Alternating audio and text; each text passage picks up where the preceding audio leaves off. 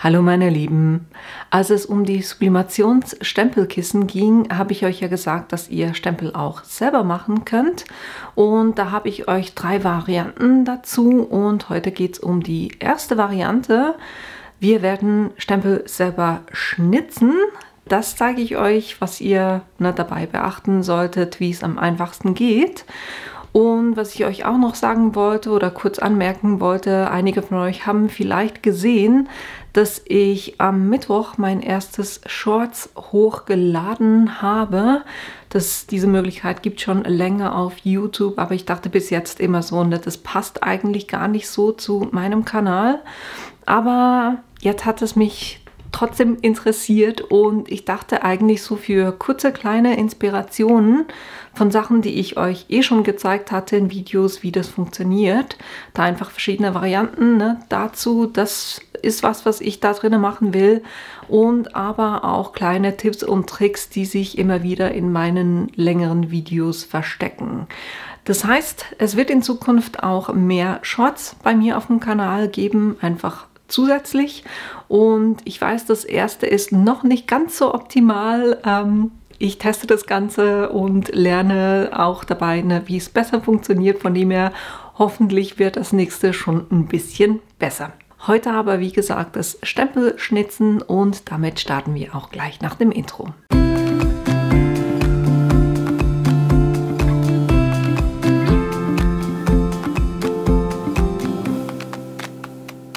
Um die Stempel zu schnitzen, habe ich hier so ein kleines Kit und das heißt DIY Stamp Kit. Das ist von I Am Creative. Das ist eine Marke, die es bei uns in der Migros gibt, in der Schweiz. Gibt aber auch andere Stempelmaterialien. Und ich musste lachen diese Woche oder letzten Sonntag, weil Andrea vom Kreativschale hat genau das gleiche gezeigt. Das heißt, wir hatten eigentlich beide dieselbe Idee, aber trotzdem wollte ich euch das heute zeigen, weil wir haben auch andere Herangehensweisen. Von dem her ist es auch nicht schlecht, wenn ihr da auch andere Optionen seht. In diesem Kit drin habt ihr 3 runde Stempel. Und ihr seht, die sind immer 2 gefärbt. Das heißt, ihr habt eine ganz dünne farbige Schicht. Das ist das, was ihr quasi abtragt. Und so seht ihr dann auch schön, wie tief ihr geschnitzt habt. Dasselbe auch hier beim großen. Und eben noch 2 weitere. Ich werde heute diesen Block verwenden. Dann habt ihr in diesem Kit drin habt ihr 2 Aalen. Die eine, das ist so ein V. Und die andere ist eher abgerundet. Das sind die beiden, die da dabei sind. Auch vorsichtig mit denen arbeiten, weil die sind schon scharf vorne, damit ihr eben den Stempel anständig ausschneiden könnt. Aber damit könnt ihr euch auch schneiden. Ich werde die auch verwenden, aber erst nachher, wenn es darum geht, die Außen, also das, was übersteht, noch abzutragen. Ich selber arbeite gerne mit einem Präzisionsmesser, weil damit geht es eigentlich auch sehr gut. Und was auch noch dabei ist, ist so ein Blatt zum Durchposten. Das mache ich auch ein bisschen anders. Ich habe mir das Ganze ganz einfach hier auf ein Blatt Papier ausgedruckt, natürlich gespiegelt, weil für Stempeln brauchen wir das Motiv gespiegelt, damit es dann, wenn wir es stempeln, wieder richtig rum ist. Anders bei der Sublimation. Wenn ihr sowas für die Sublimation macht, dann müsstet ihr es nicht spiegeln, weil wir stempeln ja zuerst auf ein Blatt und das Blatt bringen wir dann auf unseren Rohling drauf. Da müsstet ihr es nicht spiegeln.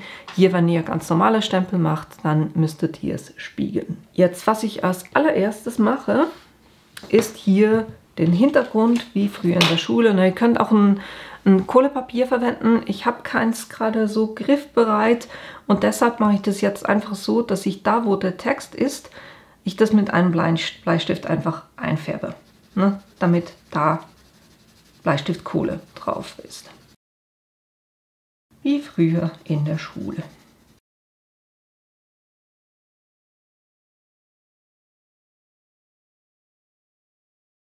Jetzt könnt ihr hier auch mit dem Bleistift weitermachen, mit irgendeinem Stift. Ich habe hier ein Falztool, weil das eine schöne Spitze hat.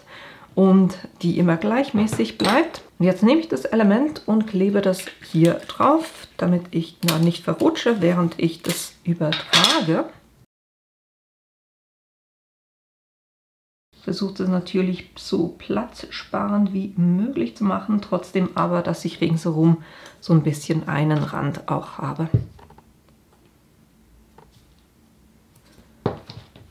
So, und jetzt kann ich hingehen und der Schrift folgen und das so quasi übertragen.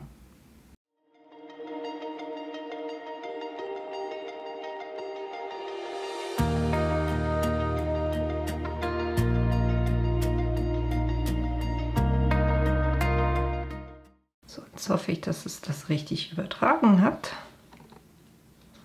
Jo, ich sehe zumindest, wo die Kanten sind, kann mir das hier trotzdem noch als Hilfestellung nehmen und das jetzt noch so nachzeichnen, damit ich das auch ein bisschen besser sehe.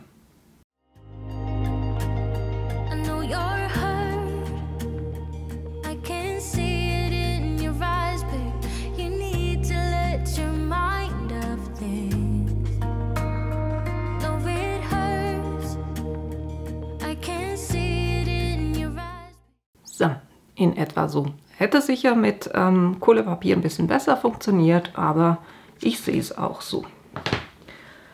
Was ich jetzt als nächstes mache, ist den auszuschneiden, kurz mit dem Japanmesser, damit ich da zum Beispiel diesen Teil hier drüben dann für was anderes verwenden kann.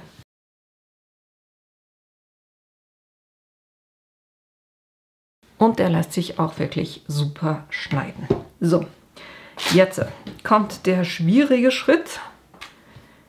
Wir schneiden das Ganze. Jetzt hole ich euch noch ein bisschen ran, damit ihr das noch ein bisschen besser seht. Das ist leider das Maximum. Ich hoffe, ihr seht es dann trotzdem. Was ich jetzt mache, ich gehe den Außenkanten entlang und zwar nicht gerade rein, sondern mit einem kleinen bisschen Winkel. Und ich gehe auch wirklich nicht tief rein. Ihr seht hier den Rand, das ist 1 Millimeter. Also da braucht ihr 1-2 Millimeter und dadurch habt ihr halt auch das Thema, dass ihr nicht so fest drücken müsst, sondern da wunderbar entlang fahren könnt. Ne? Und ihr könnt hier ganz einfach ein Papier drunter legen, weil dann könnt ihr das Ganze auch immer drehen, weil es geht eigentlich einfacher, wenn ihr den Stempel dreht, als wenn ihr mit dem Messer versucht zu drehen. Ne? Und genau das machen wir jetzt. Ich habe ein bisschen Schiss, aber wir probieren es. Kann nicht mehr schief gehen, ne?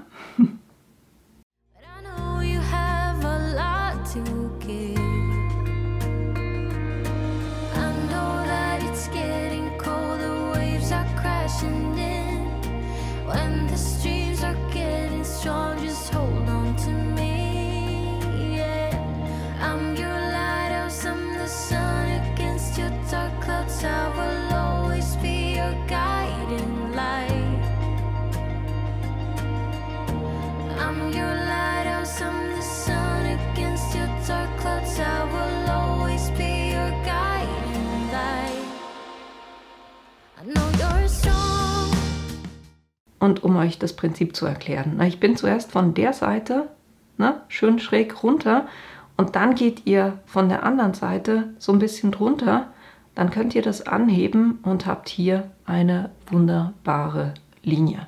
Ne? Aber ich mache zuerst wirklich die Innenlinie jetzt überall, aber einfach damit ihr seht, wie es dann weitergeht. Ne? Ihr geht dann einfach von der anderen Seite rein und bildet so einen kleinen Kanal und dadurch habt ihr hier eine schöne Kante.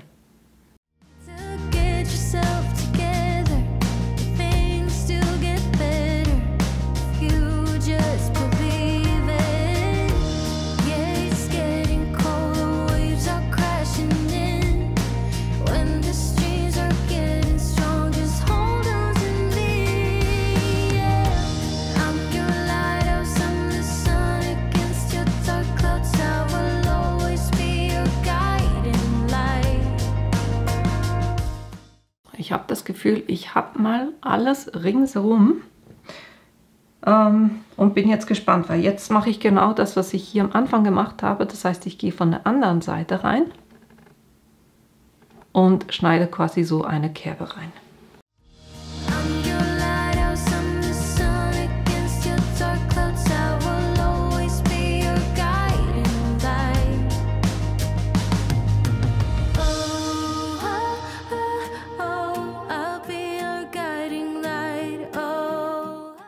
Und hier wirklich auch, ne, schneidet lieber einmal zu wenig als zu viel, weil wegnehmen könnt ihr immer noch. Ansetzen wird schwierig, ne?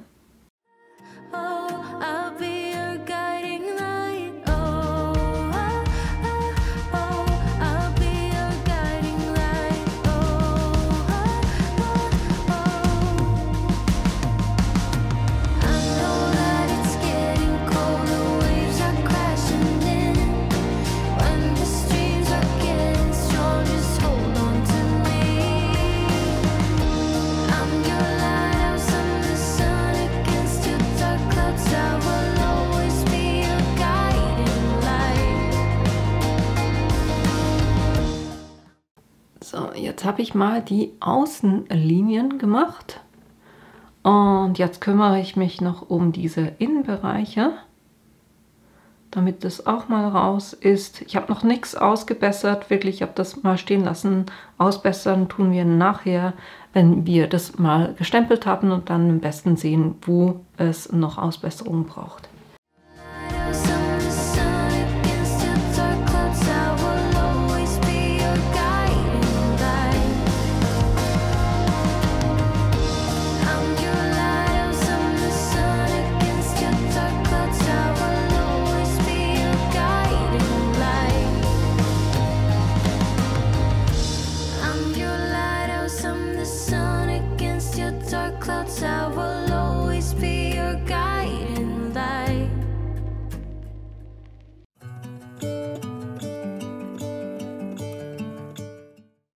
So, dann haben wir die Innenteile auch schon mal. Was ich jetzt mache, ich gehe noch mit diesem Messer hin und gerade so kleine Bereiche wie diese Ecke hier, die nehme ich raus und dann gehe ich aufs gröbere Werkzeug rüber.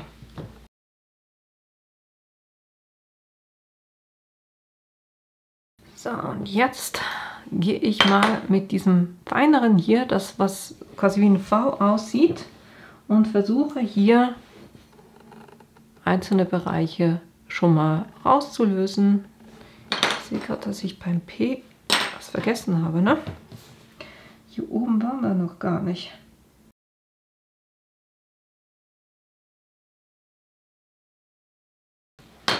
So, jetzt mit dem nicht runden, sondern mit dem eckigen gehe ich jetzt und nehme noch kleinere Bereiche raus und dann mache ich außenrum mit dem hier und eben eigentlich bis das Weiß quasi hervorguckt. Und ich gucke, von mir wegzuschieben jeweils, ne? Also so in diese Richtung, weil da kann es schon sein, dass sie ab und zu einfach ausrutscht. Und mit dem Teil wollt ihr euch quasi nicht in die Finger stechen, ne? Das mache ich jetzt alles noch. I'm gonna let the sun shine in today. I'm trying to make this darkness go away. I'll paint with colors and I'll sing until my lungs give out. I'm gonna let the sun shine in today. And I will leave my windows open so So, mein Stempel sieht jetzt mal so aus. So lasse ich das auch, putze hier kurz meinen Arbeitsbereich und dann gehe ich hin und stemple das schon mal. Aber dann können wir gucken, wie gut das aussieht und dann noch Korrekturen vornehmen. So, jetzt kommt die Stunde der Wahrheit.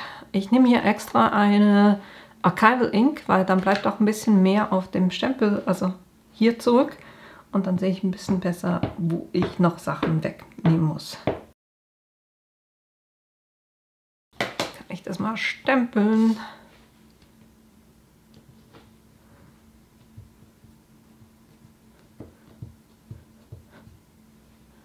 kurz ein bisschen liegen lassen, damit die Tinte auch einziehen kann.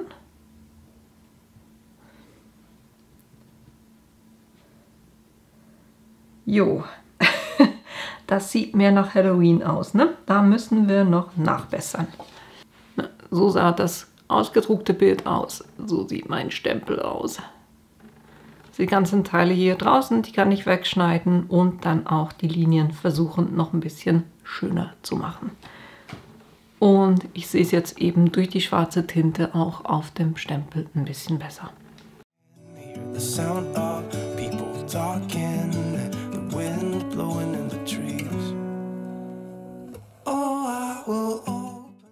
So, ich habe das noch ein bisschen versucht zu retten. Mal gucken, wie es jetzt aussieht.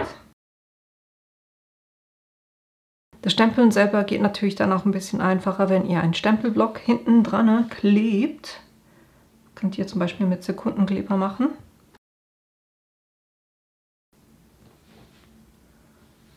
Nun ja, also schön ist definitiv anders. Ja, hat auch was. Auf jeden Fall, sieht auf jeden Fall selbstgemacht aus. Und naja, wenn man ein bisschen Übung damit hat, wird das bestimmt auch besser. Und vielleicht hier auch noch ein Thema von den Tipps her. Ihr seht, dass ich hier an den Rändern, dass das überall so ausgefranst ist. Das ist, wenn ich mit dem Messer nicht einmal dran geblieben bin, sondern quasi wieder neu angesetzt habe. Und dann wird es so ein bisschen ausgefranst. Versucht da wirklich eine Linie zu ziehen und dann wieder neu anzusetzen und wieder eine Linie zu ziehen. Dann bekommt ihr hier auch schöne Kanten. Hier draußen ging es einigermaßen, hier drinne. Ja, wie gesagt, es braucht ein bisschen Übung, dass man das hinbekommt. Aber ich finde es eine ganz witzige Sache.